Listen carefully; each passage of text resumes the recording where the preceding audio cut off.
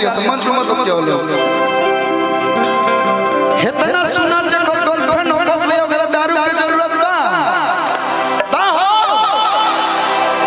लइकवा कहता कि चढ़ी जाता नशा बेसी देसी दरुए जइसन तमाजा। अब बताइए इसमें मेरी क्या गलती है? हम सटतनी करो ठीक लागता वो सटतरी हमरो ठीक लागता। तो ये दोनों गर्लफ्रेंड बॉयफ्रेंड के वो क्या बोलते हैं उसको बोलते हैं जो रिलेशन मेंटेन रहता है अच्छे व्यवहार से ही होता है। हम प्यार करते हैं तो देखिए अच्छा लग रहा है कि चढ़ी जाता नशा बेसी देसी दरुए जइसन तमाचा दे बेलू कुमारे में मेहररुए जइसन हो कि जब रोशन के दुलारेलू हो जब प्रियंसुआ के दुलारेलू। अरे मेरा बाबा जब प्रियंसु बोलै कि बाबा कहले न इतना सुंदर लागेला हो जब प्रियंसुआ के दुलारेलू।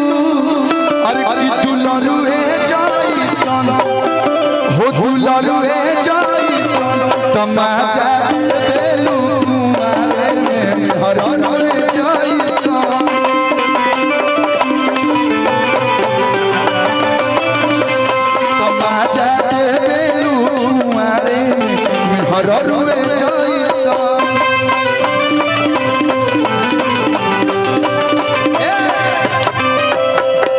सुनर लड़की कतनो पसीना में भिजल रहो तब वो सुनर लागेले। हमनी के पसीना हो तो कहे से कितना मोहब्बत है लेकिन डिंपल जी के पसीना होई नु तनी मनी अगर के उची पछरी के बुझाई कोको कोला तू अभी पसीना है संग के चुआवा ना मन लइका ये मस्ती मजा कि तहरा लागेला पसीनावा तेल करुआ जइसन हो तोहरा लागेला पसीनावा तेल करुए जइसन तमाचा देलू कुमारे में हररुए जइसन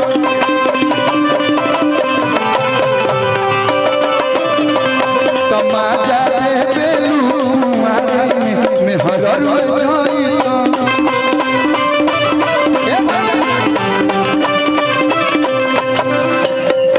तय अपना राजा जी के दिलवा काहे तोड़े लुए।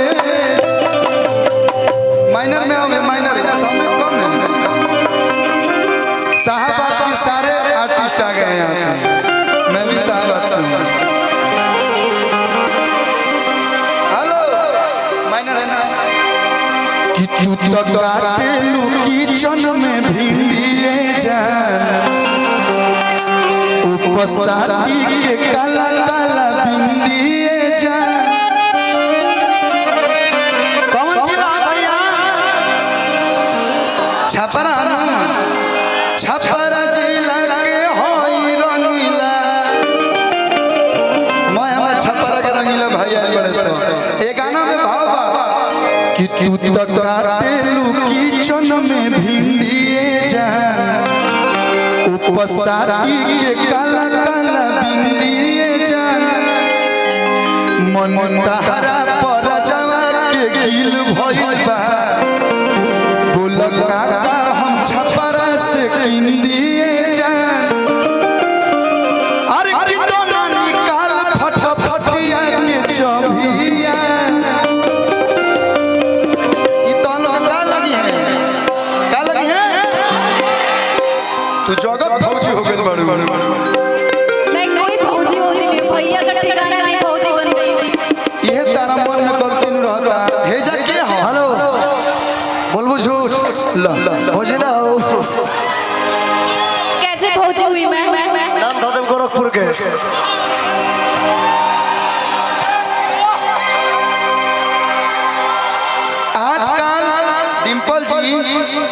जा लड़का हो से बोल लेबे तो माना भौजी बोल के कोनो खुश बा त कमरो हम तो लोग भाई लगम भैया लगम नु तो हमरा नाती का लगी। अरे आज नहीं तो कल कभी ना कभी भाभी तो बनेंगे आप। दीदी तो बोलब ना तो भाभी ना बोला कि दोना निकाल फट फटिया के चौभिया तमाम भाई कहतर सो कि ये हो हमर भभिया गोलू भैया कि देखेला तो रस जाओ देवर सरबिया तो कीती हो राजा सोनिया गुलबिया कीती हो राजा सोनिया गुलबिया काटेलू किचन में भिड़िए जा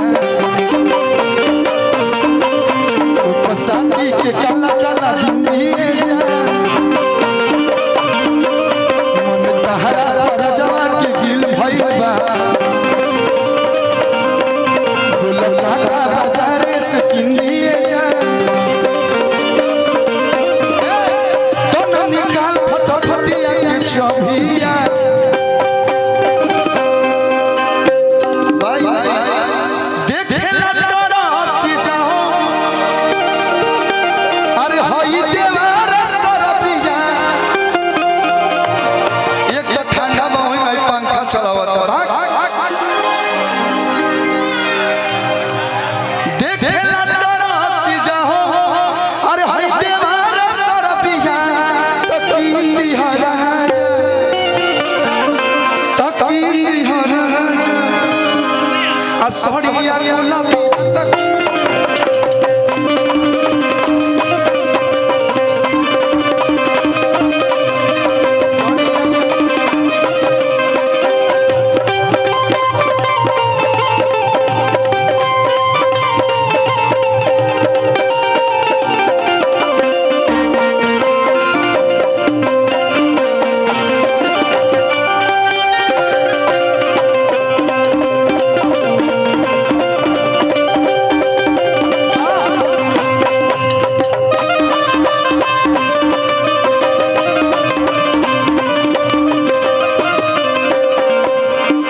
तू तो सही लागता रूपरिए जा ए भैया कोई क्या खूबसूरत होगा जो आप खूबसूरत हैं। मैं आपके लिए एक लाइन गाना चाहता हूँ गादी भैया। इनका नाम डिंपल है। क्या है डिंपल मतलब होला जब हंसल से गाल में गड़ही होला ओकर के डिंपल कहल जाला। लेकिन तारा गाल पे एक और खूबसूरत चीज बा जोना के नाम है तिल। गोरे गोरे गाल बा काली पकाला तिले हो जा तारा जइसन सुनर लईकी तारा जइसन सुनर लईकी किस्मत से मिले हो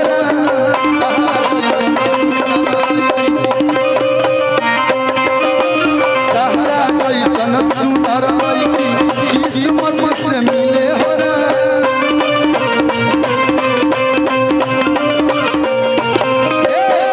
गोरे गोरे गाल बा काली पकाला तिले हो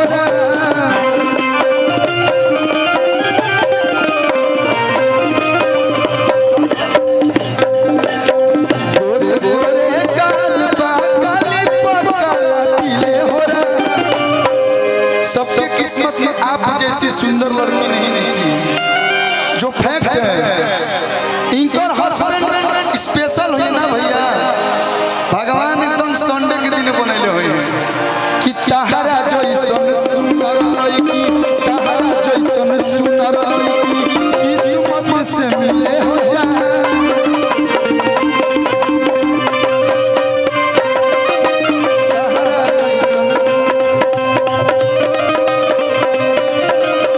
तारा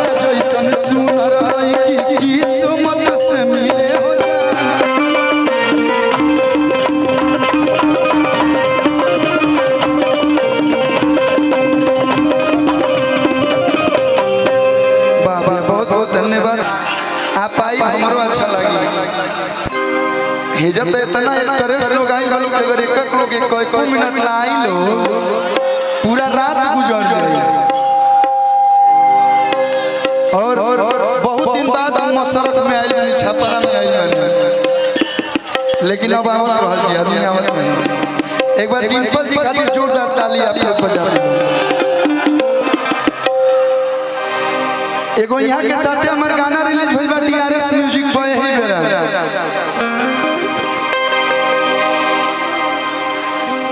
मेजर